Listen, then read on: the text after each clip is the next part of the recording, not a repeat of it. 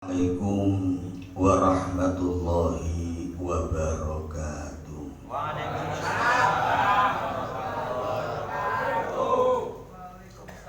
Bismillahirrahmanirrahim. Alhamdulillahi rabbil alamin. Wal aqibatu lil muttaqin wala udwana illa 'alal zalimin. Wassalatu wassalamu ala asrofil anbiya'i wal mursalin wa ala alihi wa ashabihi ajma'in. Rabbis rahli sadri wa yassirli amri wahlul 'uqdatam min lisani yafqahu qawli, amma ba'du. Wonten ngarsanipun para alim, wabil khusus wonten ngarsanipun Romo Kiai Haji Muhammad Shodikin ingkang kula hormati. Mugi-mugi beliau selalu mendapat lindungan dan rahmatnya Allah Subhanahu wa ta'ala. Yang saya hormati Bapak Joko Sulistiono, dalam hal ini selaku pengasuh Majelis Sholawat Dzikir Al-Fatih. Majelis Dzikir Sholawat apa Majelis Sholawat Dzikir padha wae lah. Ya. Ini sesuai namanya Al-Fatih ini dengan harapan Al-Fatih itu adalah sebagai pembuka, buka tutup. Ya, tutup apa baik, ya buka tutup. Harapannya yang ikut majelis ini mudah-mudahan yang lagi rupek-rupek ya jadi jembar. Amin. Yang lagi ada kesulitan jadi mudah. Yang banyak masalah ya ada solusi. Yang banyak hutang yang mudah-mudahan cepat Amin. Hutangnya akeh mesti. Sing bangun rumah urung dadi ya muga-muga cepet dadi. Amin Allahumma. Nah, ini Al-Fatih pembuka. Makanya teman-teman saudara sekalian kalau pengen dapat solusi yang terbaik monggo gabung dengan Majelis Al-Fatih. Ya, ini pemimpinnya siapa? Pimpinannya Bapak Joko Sulistiono. Ini yang di depan ini hanya wakil. Wakil itu awak karo sikil. Pimpinannya yang sebelah saya. Ini cuma suruh makili ngomong saja. Ya, ini. Tapi mudah-mudahan omongannya nanti ada manfaatnya. Amin Allahumma. Amin. Yang kedua yang saya hormati Bapak Kiai Sudirja Assalam. Ini pengasuh Majelis Dzikir Agniya Assalam. Agniya ini artinya kumpulane wong sugih-sugih. Assalam sing pengen podo selamat. Karena banyak orang kaya yang tidak selamat. Kalau pengen selamat ya selamat dunianya, selamat akhiratnya. Ya ini kalau sudah jadi orang kaya silahkan ya ini ikut gabung Majelis Dzikir Agniya Assalam. Maka isinya rata-rata para pengusaha Mbak Yai. Ini yang Agniya Assalam itu pengusaha-pengusaha muda, ya pengusaha-pengusaha sukses ya. Nah tapi mudah-mudahan suksesnya tidak sukses duniawi saja, tapi suksesnya dunia akhirat. Yang ketiga ada dari rombongan jamaah Mushola Darussalam yang dipimpin oleh Bapak Mardiono. Alhamdulillah hadir, walaupun dipaksa-paksa matanya udah ngantuk kayaknya. Alhamdulillah.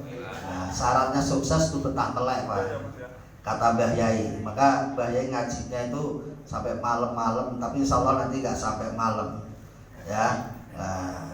Nggak sampai pagi. Kalau dulu sampai pagi karena lewat jam 12.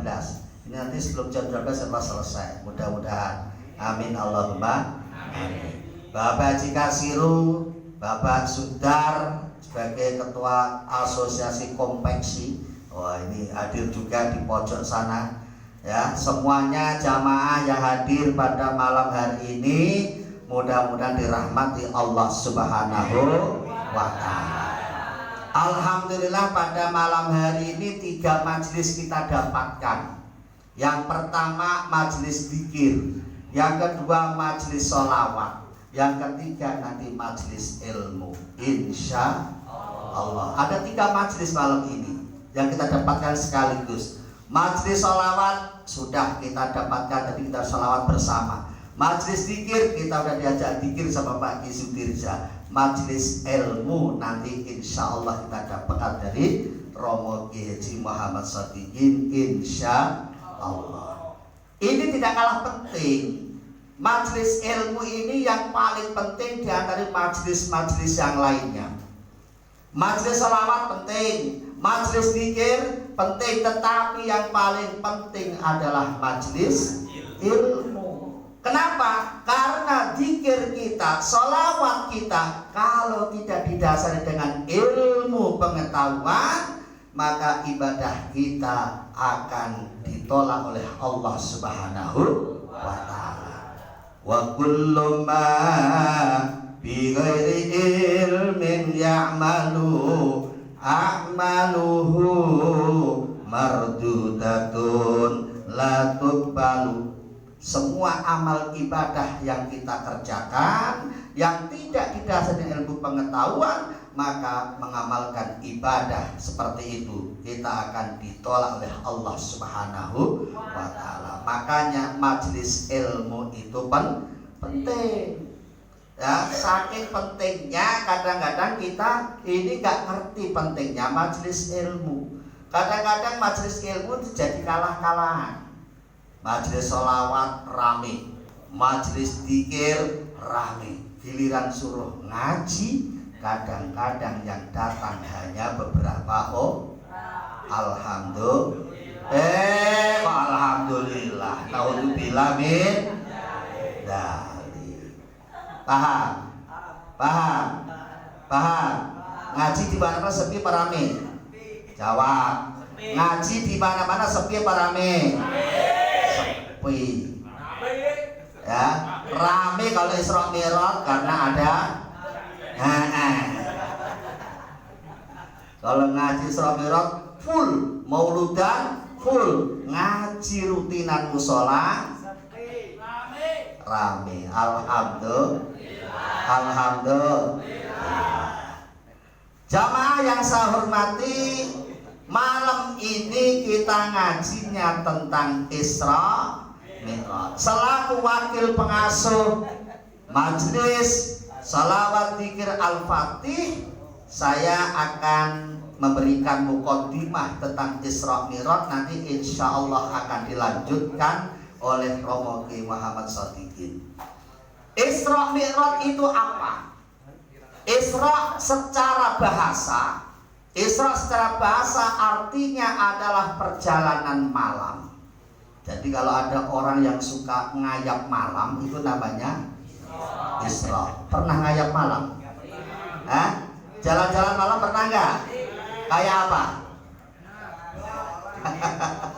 Yang suka ngayap malam namanya Isra secara bahasa. Ya, yang suka ngayap malam itu Isra namanya.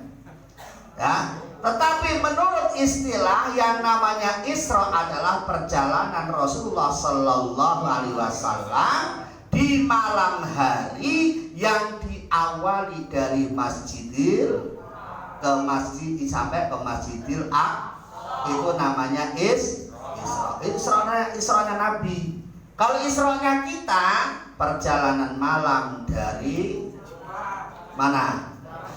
Dari Persima ke Kalideres. Dari Jakarta Dieng. Dari Jakarta ke Dieng, boleh. Ya, yang dekat paling dari rumahnya Pak Gorun ke rumahnya Pak Uhu. Itu Isra-nya kita. Alhamdulillah saya kemarin sama Pak Adi sama Pak Joko sudah Isra malam hari dari Jakarta ke Dieng Wonosobo. Alhamdulillah.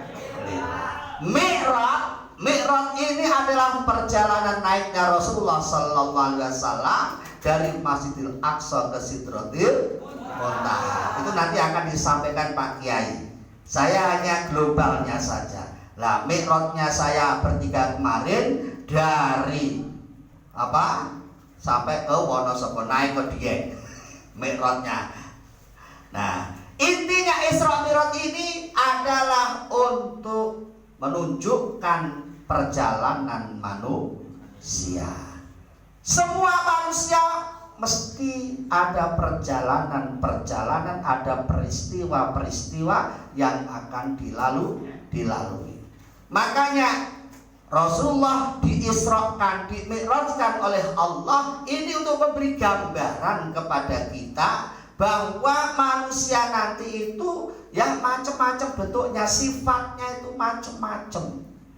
Maka sebelum Rasulullah dimi'rajkan itu, Rasulullah dicuci hatinya oleh Allah, dibersihkan hatinya oleh Allah. Kenapa? Karena supaya nanti dalam menyikapi masalah ini dengan hati nurani yang bersih, bukan didasari dengan rasa emosional.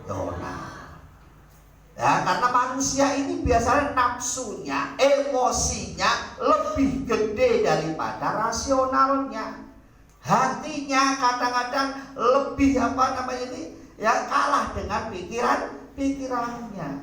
Makanya pada waktu itu Rasulullah dibersihkan hatinya, setelah itu baru diajak naik ke atas. Ya, di situ Rasulullah ditunjukkan beberapa peristiwa-peristiwa baik yang menyenangkan maupun yang tidak menyenangkan.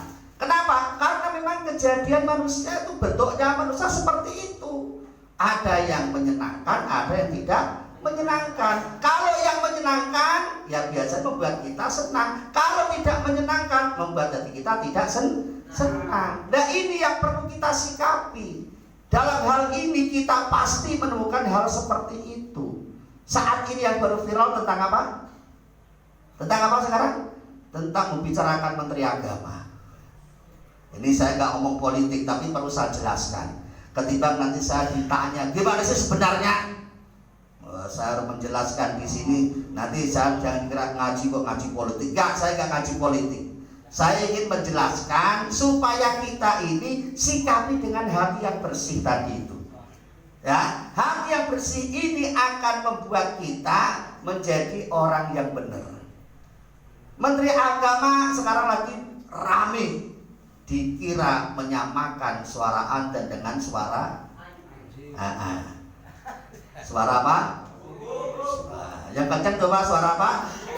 Ya, persis.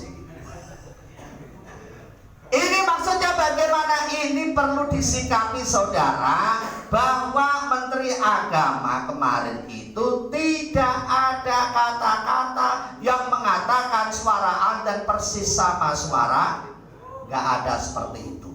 Cuma Menteri Agama kemarin menjelaskan kepada kita, hei orang-orang yang beriman, hei orang-orang Islam, marilah kita berbuat sebaik mungkin. Kita hidup ini jangan sampai mengganggu salah satu di antara yang lain. Kenapa seperti itu? Karena dia sebagai pejabat ini harus memikirkan rakyat. Sedangkan rakyat Indonesia ini macam-macam bentuknya. Ya, tidak hanya orang Islam saja, tetapi non Muslim juga ada.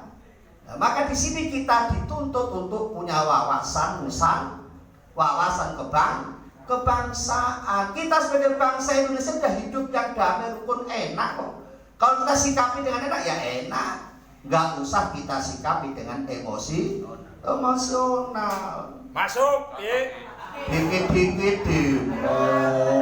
Dikit-dikit demo. Nah, demo apaan?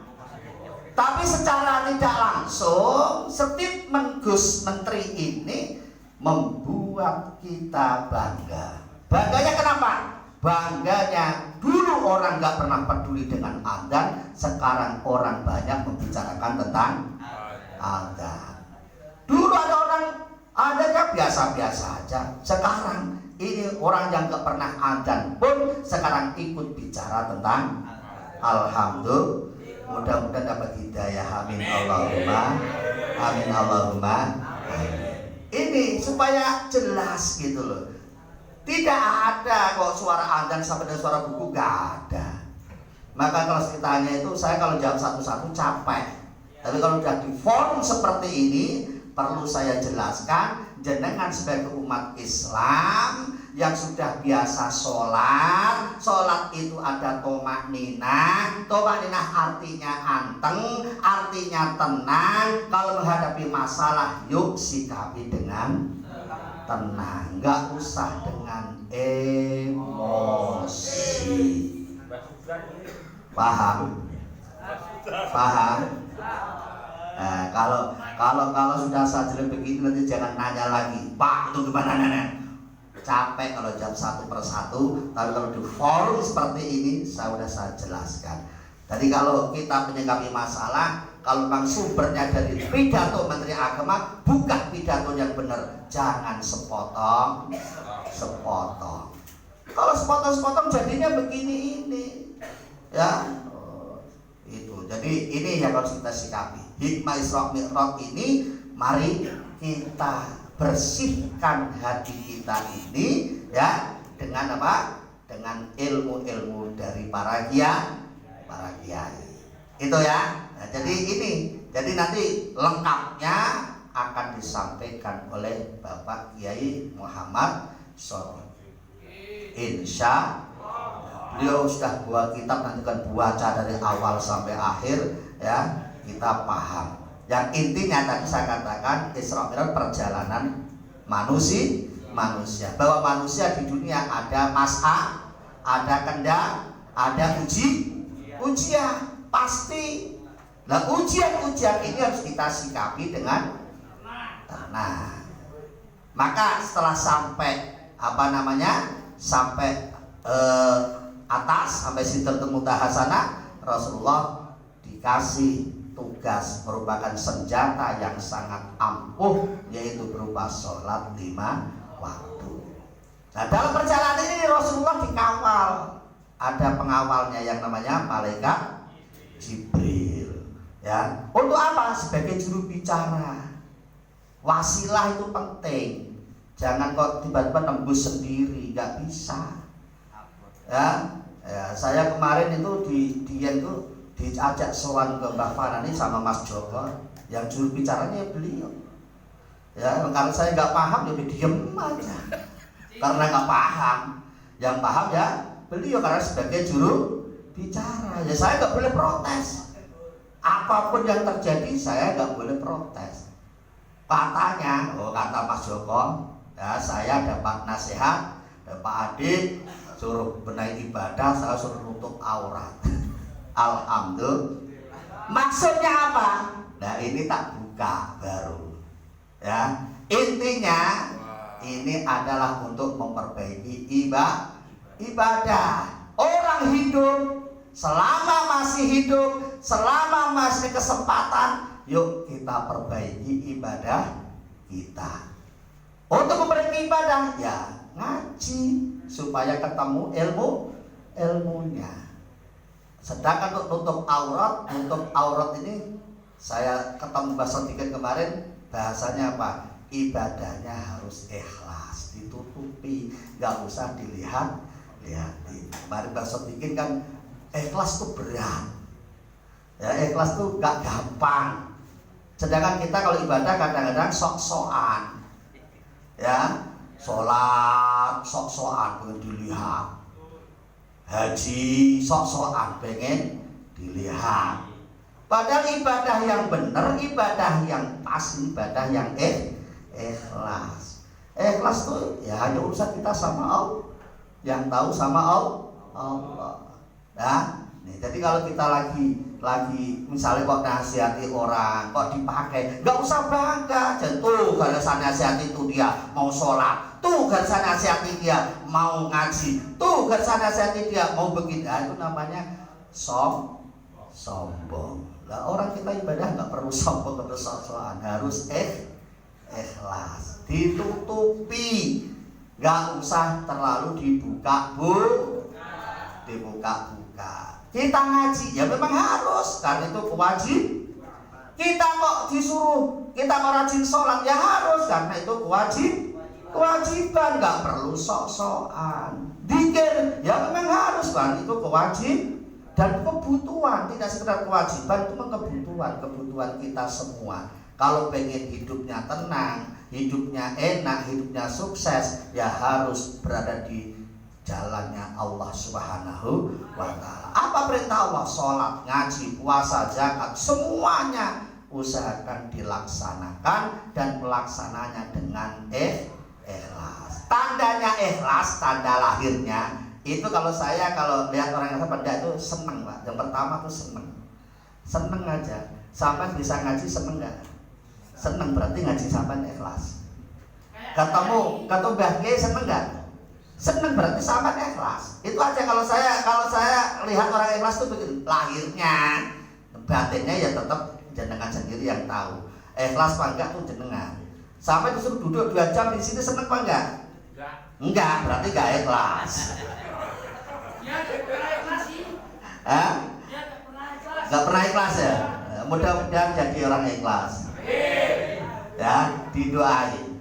Jadi kalau saya lihat orang ikhlas pandai itu senang. Tapi kalau udah saya lihat, tapi insya Allah itu sudah masih ikhlas semua, Mbak. Tenang, Mbak, masih ikhlas semua. Karena bokongnya belum digeser kanan, geser kiri, belum ada itu. Masih anteng. Pak Guru ngantuk. Siap mendengarkan pengajian.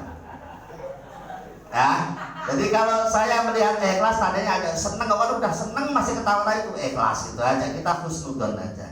Ya ini. Itu gambarannya seperti itu. Jadi nanti insya Allah akan dilanjutkan oleh Pak Kiai. Ya mudah-mudahan yang ikut di majelis ini, karena majelis ini majelis 3 majelis tadi, ada majelis dzikir, ada majelis sholawat, ada majelis ilmu, ya mudah-mudahan berkah untuk kita semuanya. Yang hadir mudah-mudahan saya doakan berkah rezekinya, ya berkah hidupnya, berkah keluarganya, berkah ilmunya, berkah ibadahnya, cukup segala kebutuhannya. Amin Allahumma amin Allahumma amin. Yuk kita sebelum mendengarkan ngaji, kita sholawatan ba'dal dulu. Saya punya sholawatan ba'dal yang bahasanya bahasa Jawa. Rabbana mulai. Allahumma sholli ala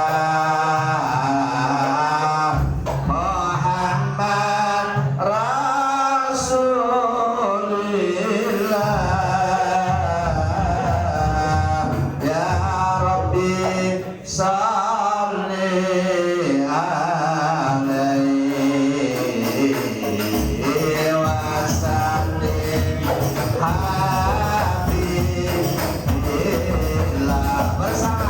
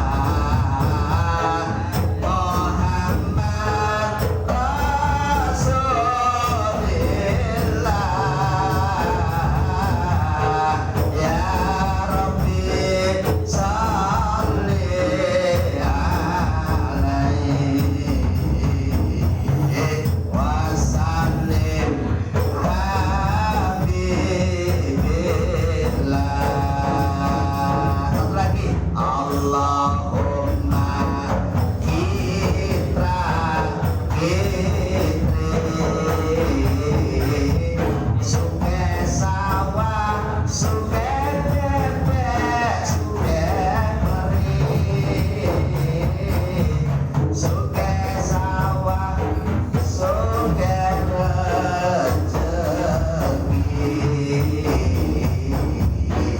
suke sawah suke santri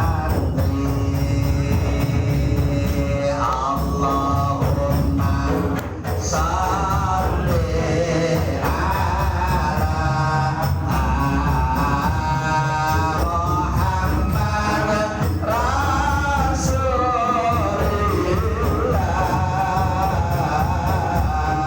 ya Rabbi sholli alaihi wa sallim habibillah.